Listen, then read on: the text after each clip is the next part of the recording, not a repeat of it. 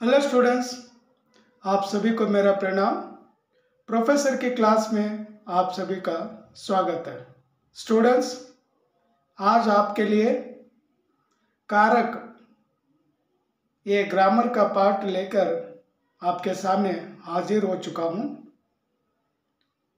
कारक जो चिन्ह है यानी कारक सिंबल और केस सिंबल कहते हैं, और ये कारक चिन्ह कहाँ पर इस्तेमाल करना चाहिए सरल रूप से आपको सिखाऊंगा।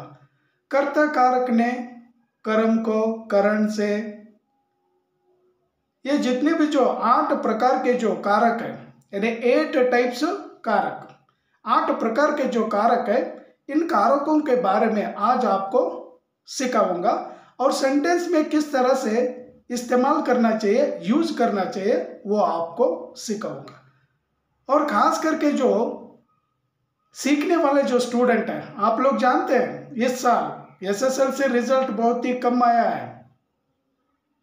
और कम आने का कारण क्या है? बच्चों को लैंग्वेज कहाँ नहीं आती है। Maximum students they don't know language and maximum students they are facing language problem. Their mother tongue is different language but they are studying different language. उन्हें पढ़ने के लिए नहीं आता है, लिखने के लिए नहीं आता है, और ऐसे बच्चे अगर फेल नहीं होंगे तो क्या होंगे? स्टूडेंट्स, जो भी मेरे चैनल पर नए हैं सब्सक्राइब कर लीजिए और वीडियो को अंत तक देखिए और मेरे साथ बने रहिए, सपोर्ट करिए। आपके लिए ये वीडियो बना रहा हूं। जो भी सीखने वाले जो स्टूडेंट है, खास करके जो हाई स्कूल के जो स्टूडेंट है और स्पेशली जो एसएसएलसी के स्टूडेंट है, पीयूसी के जो स्टूडेंट है, उनके लिए मैं बना रहा हूं।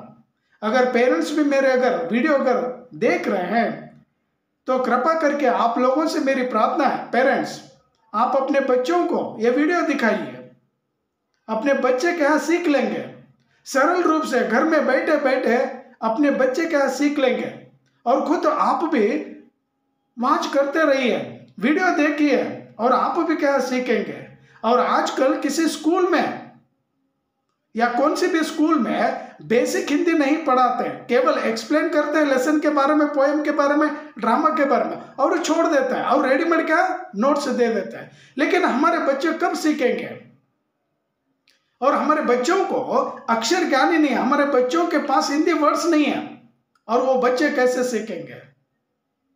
ಸ್ಟೂಡೆಂಟ್ಸ್, ಯಾರೆಲ್ಲ ನನ್ನ ವಿಡಿಯೋ ನೋಡ್ತಾ ಇದ್ದೀರಾ ಸಬ್ಸ್ಕ್ರೈಬ್ ಆಗೋದನ್ನು ಮರಿಬೇಡಿ. ವಿಡಿಯೋ ತುಂಬ ಯೂಸ್ಫುಲ್ ಆಗಿದೆ. ಸ್ಪೆಷಲಿ ನಾನು ಈ ಬೇಸಿಕ್ ಹಿಂದಿ ಕೋರ್ಸ್ ಸ್ಟಾರ್ಟ್ ಮಾಡಿರೋದು ಹೈಸ್ಕೂಲ್ ಮಕ್ಕಳಿಗೆ, ಹೈಸ್ಕೂಲ್ ಸ್ಟೂಡೆಂಟಿಗೆ, ಆಮೇಲೆ ಸ್ಪೆಷಲಿ ಎಸ್ಎಸ್ಎಲ್ಸಿ ಸ್ಟೂಡೆಂಟ್ ಇದ್ದೀರಲ್ಲ, ಈ ವರ್ಷ ತುಂಬ ಸ್ಟೂಡೆಂಟು ಫೇಲ್ ಆಗಿದ್ದಾರೆ. ಫೇಲ್ ಆಗೋ ಕಾರಣ ಏನಂದರೆ ಲ್ಯಾಂಗ್ವೇಜ್ ಬರಲ್ಲ, ಬರಲಿಕ್ಕಂತೂ ಬರಲ್ಲ, ಓದಲಿಕ್ಕಂತೂ ಬರೋದೇ ಇಲ್ಲ. ಸೊ ಹೀಗಾಗಿ ಅವ್ರು ಏನು ಬರೀತಾರೆ, ಹೇಗೆ ಪಾಸ್ ಆಗ್ತಾರೆ, ಪ್ರಾಬ್ಲಮ್ ಇದೆ. ಹಾಗಾಗಿ ಲ್ಯಾಂಗ್ವೇಜ್ ನೀವು ಕಲಿಬೇಕಂದ್ರೆ ನನ್ನನ್ನು ಫಾಲೋ ಮಾಡಿ, ಸಬ್ಸ್ಕ್ರೈಬ್ ಆಗಿ. ತುಂಬ ಈಸಿಯಾಗಿ ನಾನು ಕಲಿಸ್ಕೊಡ್ತಾ ಇದ್ದೀನಿ. ಒಂದು ವೇಳೆ ನನ್ನ ವಿಡಿಯೋ ಪೇರೆಂಟ್ಸ್ ಕೂಡ ನೋಡ್ತಾ ಇದ್ದಾರೆ, ಪೇರೆಂಟ್ಸಲ್ಲಿ ಕೂಡ ನನ್ನದೊಂದು ರಿಕ್ವೆಸ್ಟ್ ಇದೆ, ನಿಮ್ಮ ಮಕ್ಕಳಿಗೆ ಈ ವಿಡಿಯೋ ತೋರಿಸಿ. ಒಂದು 8 ಮಿನಿಟ್ಸ್ ವಿಡಿಯೋ ಇರುತ್ತೆ, ಮ್ಯಾಕ್ಸಿಮಮ್ 10 ಮಿನಿಟ್ಸ್ ವಿಡಿಯೋ ಇರುತ್ತೆ. ಸೊ ಈಸಿಯಾಗಿ ನಿಮ್ಮ ಮಕ್ಕಳು ಕಲ್ತ್ಕೊಳ್ತವೆ. ಅಕ್ಷರ ಜ್ಞಾನನೇ ಇಲ್ಲ, ಹಿಂದಿ ವರ್ಡ್ಸ್ ಅಂತೂ ಬರೋದೇ ಇಲ್ಲ, ಸೆಂಟೆನ್ಸ್ ಫಾರ್ಮೇಷನ್ ಅಂತೂ ಬರೋದೇ ಇಲ್ಲ. ಈ ವರ್ಡ್ ಅಂದರೆ ಏನು, ಇದು ಮೀನಿಂಗ್ ಏನಾಗುತ್ತೆ, ಅರ್ಥನೇ ಗೊತ್ತಿಲ್ಲ. ಹಾಗಾಗಿ ಮಕ್ಕಳು ಹೇಗೆ ಕಲ್ತ್ಕೊಳ್ತಾರೆ?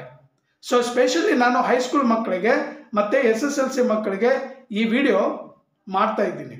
ಇದೇ ವಿಡಿಯೋ ಅಂತಲ್ಲ, ಇವಾಗ ಹಿಂದಿ ಬೇಸಿಕ್ ಹಿಂದಿ ಕೋರ್ಸ್ನ ಇದು 19ನೇ ಕ್ಲಾಸು, 19ನೇ ವಿಡಿಯೋ. 1ನೇ ವಿಡಿಯೋದಿಂದ ನೀವು ಫಾಲೋ ಮಾಡ್ಕೊಂಡು ಬಂದರೆ ನಿಮಗೆ ತುಂಬ ಈಸಿ ಆಗುತ್ತೆ. सो स्टूडेंट्स, केयर से आप लोग हिंदी सीख लीजिए. और सेकेंड सप्लीमेंट्री इवाग एसएसएलसी एग्जाम ಬರ್ತಾ ಇದೆ 14th ನೆಕ್ಸ್ಟ್ ಮಂತ್ ಜೂನ್, ಅದಕ್ಕೆ ನೀವು ಪ್ರಿಪೇರ್ ಆಗಿ. ಸೊ ಆ ಪ್ರಿಪೇರ್ ಹೇಗೆ ಆಗಬೇಕು ಅದ್ರ ಮೇಲೆ ಕೂಡ ನಾನು ವಿಡಿಯೋ ಮಾಡ್ತೀನಿ. ಇವತ್ತು ಈ ಕಾರಕ ಚಿಹ್ನೆ ಹೇಗೆ ಯೂಸ್ ಮಾಡಬೇಕು ಸೆಂಟೆನ್ಸಲ್ಲಿ ಅದನ್ನು ನಾನು ತೋರಿಸ್ಕೊಡ್ತೀನಿ. ಬನ್ನಿ ಸ್ಟೂಡೆಂಟ್ಸ್, ಇವಾಗ ನಿಮಗೆ ಬ್ಲ್ಯಾಕ್ ಬೋರ್ಡ್ ತೋರಿಸ್ಬಿಟ್ಟು ನಮ್ಮ ಸೆಂಟೆನ್ಸಲ್ಲಿ ಈ ಎಲ್ಲ ಕಾರಕ ಚಿಹ್ನೆಯನ್ನು ಹೇಗೆ ಯೂಸ್ ಮಾಡ್ಕೊಳ್ಬೇಕು, ನೇ ಅಕ್ಷರ ಎಲ್ಲಿ ಯೂಸ್ ಮಾಡಬೇಕು, ಕೋ ಎಲ್ಲಿ ಯೂಸ್ ಮಾಡಬೇಕು, का की के ಎಲ್ಲಿ ಯೂಸ್ ಮಾಡಬೇಕು, ಮೇ ಪರ್ ಕೆ ಲಿಯೆ ಕೆ ದ್ವಾರ ಸೇ, ಇದು ಎಲ್ಲ ಅಕ್ಷರಗಳು ನಾವು ಸೆಂಟೆನ್ಸಲ್ಲಿ ಹೇಗೆ ಯೂಸ್ ಮಾಡಬೇಕು ಅನ್ನೋದನ್ನು ನಾನು ಕಲಿಸ್ತೀನಿ. ಸೊ ಬನ್ನಿ ಸ್ಟೂಡೆಂಟ್ಸ್, ಇವಾಗ ಬೋರ್ಡ್ ತೋರಿಸ್ತೀನಿ. ಬೋರ್ಡ್ ಮೇಲೆ ನಿಮಗೆ ಈಸಿ ಮೆಥಡಲ್ಲಿ ಕಲಿಸ್ಕೊಡ್ತೀನಿ. ಸೊ ಕಮ್ ಬನ್ನಿ. ಎಸ್ ಸ್ಟೂಡೆಂಟ್ಸ್, ನಾನು ಆಲ್ರೆಡಿ ಬೋರ್ಡ್ ಮೇಲೆ ಬರೆದಿದ್ದೇನೆ. Already I have return title, that is ಕಾರಕ್. ಕಾರಕ್ ಚಿಹ್ನೆ ಹೇಗೆ ಯೂಸ್ ಮಾಡಬೇಕು ಅಂತ ನಾನು ತೋರಿಸ್ತೀನಿ. ಆಮೇಲೆ ಕಾರಕಲ್ಲಿ ಎಷ್ಟು ಪ್ರಕಾರಗಳು, 8 ಟೈಪ್ಸ್ ಕಾರಕ್ ಇದೆ. ಅದು ಫಸ್ಟ್ ಯಾವುದು ಅಂತ ನೋಡ್ಕೊಳ್ಳಿ. ತುಂಬ ಈಸಿ ಮೆಥಡಲ್ಲಿ ನಾನು ಕಲಿಸ್ಕೊಡ್ತಾ ಇದ್ದೀನಿ.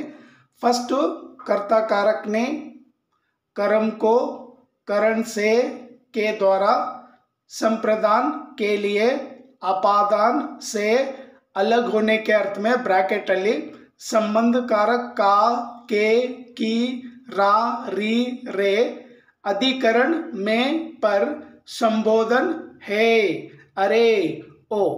ಸೊ ಇದು 8 ಪ್ರಕಾರ ಕಾರಕ ಆಯಿತು. ಕಾರಕ ಚಿಹ್ನೆಗಳನ್ನು ನಾವು ನೋಡಿದ್ವಿ. ಇದು ಎಲ್ಲ ನೀವು ನೆನ್ಪಿಟ್ಕೊಳ್ಬೇಕು, 8 ಟೈಪ್ಸ್ ಕಾರಕ. ಇವಾಗ ಫಸ್ಟ್ ಒಂದು ಬಂದ್ಬಿಟ್ಟು ಕರ್ತಾ ಕಾರಕ್ ನೇ. ಈ ನೇ ಅಕ್ಷರ ಎಲ್ಲಿ ಯೂಸ್ ಮಾಡಬೇಕು ನಾವು ಸೆಂಟೆನ್ಸಲ್ಲಿ, ಯಾವ ಸೆಂಟೆನ್ಸಲ್ಲಿ ಯೂಸ್ ಮಾಡಬೇಕಂದ್ರೆ, ಯಾವಾಗಲೂ ನೀವು ನೆನ್ಪಿಟ್ಕೊಳ್ಳಿ, ನಾವು ಪಾಸ್ಟ್ ಇಂಡೆಫಿನೆಟ್ ಟೆನ್ಸ್ ಸೆಂಟೆನ್ಸ್ ಮಾಡ್ತಾ ಇದ್ದರೆ ಅಂಥ ಟೈಮಲ್ಲಿ ನಾವು ಈ ಕಾರಕ್ ಚಿಹ್ನನ್ನು ಯೂಸ್ ಮಾಡಬೇಕು. ನೇ ಪಾಸ್ಟ್ ಇಂಡೆಫಿನೆಟಲ್ಲಿ ಮಾಡ್ತಾ ಇದ್ರೆ, ಸಾಮಾನ್ಯ ಭೂತಕಾಲಲ್ಲಿ ನಾವು ಮಾಡ್ತಾ ಇದ್ರೆ ಆ ಸೆಂಟೆನ್ಸಲ್ಲಿ ನೇ ಯೂಸ್ ಮಾಡಬೇಕು. ಯಾವಾಗ ನೇ ಯೂಸ್ ಮಾಡಬೇಕಂದ್ರೆ, ಫಸ್ಟು ನಾವು ಸಬ್ಜೆಕ್ಟ್ ವರ್ಡ್ ಯೂಸ್ ಮಾಡಬೇಕು. ನಾನಿಲ್ಲಿ ಸಬ್ಜೆಕ್ಟ್ ವರ್ಡು ಮೈ ತೊಗೊಂಡಿದ್ದೀನಿ. ಈ ಮೈ ತೊಗೊಂಡಾದ್ಮೇಲೆ after subject word we should and must use ನೇ ಲೆಟರ್. ಇವಾಗ ನಿಮ್ಮ ಹತ್ರ ಕ್ವಶನ್ ಇರುತ್ತೆ, ಏನು ಮನಸ್ಸಿನಲ್ಲಿ ಡೌಟ್ ಬರ್ತಾ ಇದೆ ಅಂದರೆ, ಸರ್ ನೇ ಅಕ್ಷರನೇ ಯಾಕೆ ಯೂಸ್ ಮಾಡಬೇಕಂತ ನಿಮ್ಮ ಮನಸ್ಸಿನಲ್ಲಿ ಒಂದು ಕ್ವಶನ್ ಬರುತ್ತೆ, ಡೌಟ್ ಬರುತ್ತೆ. ಯಾಕಂದರೆ ಗ್ರಾಮರಲ್ಲಿ ಒಂದು ನಿಯಮ ಇದೆ, ಪಾಸ್ಟ್ ಇಂಡೆಫಿನೆಟ್ ಟೆನ್ಸ್ ಸೆಂಟೆನ್ಸ್ ಮಾಡುವಾಗ ಕರ್ತನ್ ಜೊತೆ ಸಬ್ಜೆಕ್ಟ್ ಜೊತೆ ನಾವು ನೇ ಕಂಪಲ್ಸರಿ ಹಚ್ಚಬೇಕು, ಇದು ಆ್ಯಡ್ ಮಾಡಬೇಕು. ಇದು ಆ್ಯಡ್ ಮಾಡಿದ್ಮೇಲೆ ಇದು ಅಬ್ಜೆಕ್ಟ್ ವರ್ಡ್ ಏನು ನಾವು ಬರಿತೀವಿ, ಅಬ್ಜೆಕ್ಟ್ ವರ್ಡು ಸ್ಟಿಲ್ಲಿಂಗ್ ಇದ್ದರೆ ಸ್ಟಿಲ್ಲಿಂಗ್ ವರ್ಬ್ ವರ್ಡ್ ಬರಿಬೇಕು. ಈ ಅಬ್ಜೆಕ್ಟ್ ವರ್ಡ್ ಪುಲ್ಲಿಂಗ್ ಇದ್ದರೆ ಪುಲ್ಲಿಂಗ್ ವರ್ಬ್ ವರ್ಡ್ ಬರಿಬೇಕು. ಇವಾಗ ಕಹಾನಿ ವರ್ಡು ಸ್ಟಿಲ್ಲಿಂಗ್ ಇದೆ, ಅಬ್ಜೆಕ್ಟ್ ವರ್ಡು ಸ್ಟಿಲ್ಲಿಂಗ್ ಇದೆ. ಇದು ಸಬ್ಜೆಕ್ಟು, ಇದು ಆಬ್ಜೆಕ್ಟು, ಇದು verb word. So how can we write correct sentence without any grammar mistakes? ನಾವು ಕರೆಕ್ಟಾಗಿ ಕಲ್ತ್ಬಿಟ್ರೆ ತುಂಬ ಈಸಿಯಾಗಿ ನಾವು ಸೆಂಟೆನ್ಸ್ ಫಾರ್ಮೇಷನು ಮಾಡ್ಬೋದು. ಇವಾಗ ನೋಡಿ, ಮೈನೆ ಕಹಾನಿ ಲಿಖಿ, ವೈ ಲಿಖಿ ಇದು ಸ್ಟಿಲ್ಲಿಂಗ್ ಇದೆ. ವೈ ಲಿಖಿ ಮೀನ್ಸು ಈ ವರ್ಬ್ ವರ್ಡು ಇದ್ರ ಮೇಲೆ ಡಿಪೆಂಡ್ ಇದೆ. ಆಬ್ಜೆಕ್ಟ್ ವರ್ಡು ಸ್ಟಿಲ್ಲಿಂಗ್ ಇದೆ, ಸ್ಟಿಲ್ಲಿಂಗ್ ಇದ್ದರೆ ಇಲ್ಲಿ ವರ್ಬ್ ವರ್ಡು ಸ್ಟಿಲ್ಲಿಂಗ್ ಬರಿಬೇಕು. Next you come to second sentence. I have written here 4 sentence. ನಾನು 4 ಸೆಂಟೆನ್ಸ್ ಬರೆದಿದ್ದೀನಿ, ಒಂದೊಂದಾಗಿ ನೀವು ನೋಡ್ಕೊಳ್ಳಿ. ಇವಾಗ ಸಬ್ಜೆಕ್ಟ್ ವರ್ಡು ಹಮ್ ಯೂಸ್ ಮಾಡೀನಿ. ಇಂಗ್ಲೀಷಲ್ಲಿ ಹಮ್ means we word is, we subject word is plural word, not a singular. ಅದು ಸಿಂಗ್ಯುಲರ್ ಅಲ್ಲ, ಪ್ಲೂರಲ್ ವರ್ಡ್ ಇದೆ. ये हम प्लूरल क्या सब्जेक्ट वर्ड है, तो ये कैसे इस्तेमाल किया, देखे कैसे यूज किया हूँ. हमने सब्जेक्ट वर्ड आदमेले ने कंपल्सरी यूज ಮಾಡಬೇಕು. हमने कहानी लिखी. ಈ ಲಿಖಿ ಬರ್ಬಿಟ್ಟು ಇಲ್ಲಿ ಡಾಟ್ ಕೊಡಬೇಕು. ನಾವು ಡಾಟ್ ಯಾಕೆ ಕೊಡಬೇಕಂದ್ರೆ, ಸಬ್ಜೆಕ್ಟ್ ವರ್ಡು ಪ್ಲೂರಲ್ ಇದ್ದರೆ ವರ್ಬ್ ವರ್ಡ್ ಕೂಡ ನಾವು ಪ್ಲೂರಲ್ಲೇ ಬರಿಬೇಕು. ಇದು ಡಾಟ್ ಅಂದರೆ ಸುಮ್ಮನೆ ಮಿಸ್ ಪ್ರಿಂಟ್ ಆಗಿದೆ, ಇಲ್ಲ ಸುಮ್ಮನೆ ಕೊಟ್ಟಿದ್ದೀವಿ ಫ್ಯಾಷನ್ ಸಲುವಾಗಿ ಅಂತಲ್ಲ.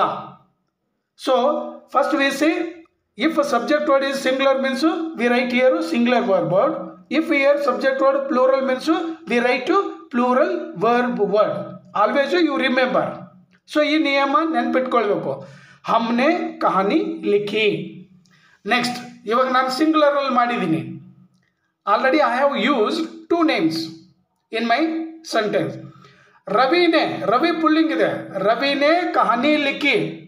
ಈ ವರ್ಬ್ ವರ್ಡು ಸಬ್ಜೆಕ್ಟ್ ಮೇಲೆ ಇಲ್ಲ. Actually here subject word is ಪುಲ್ಲಿಂಗ್ word, but here I have written ಸ್ಟಿಲ್ಲಿಂಗ್ ವರ್ಬ್ ವರ್ಡ್. ದಿಸ್ ಸ್ಟಿಲ್ಲಿಂಗ್ word depend on subject word not a object word. ಈ ಸಬ್ಜೆಕ್ಟ್ ವರ್ಡ್ ಆಬ್ಜೆಕ್ಟ್ ವರ್ಡ್ ಸ್ಟಿಲ್ಲಿಂಗ್ ಇದೆ ಅಲ್ವಾ, ನಾವು ಸ್ಟಿಲ್ಲಿಂಗೇ ಬರೀಬೇಕು. ಈ ಸಬ್ಜೆಕ್ಟ್ ವರ್ಡು ಸ್ಟಿಲ್ಲಿಂಗ್ ಇರಲಿ ಪುಲ್ಲಿಂಗ್ ಇರಲಿ, first we see object word. If object word ಸ್ಟಿಲ್ಲಿಂಗ್ ಮೀನ್ಸ್ ವಿ ರೈಟ್ ಹಿಯರ್ ಸ್ಟಿಲ್ಲಿಂಗ್ ವರ್ಡ್.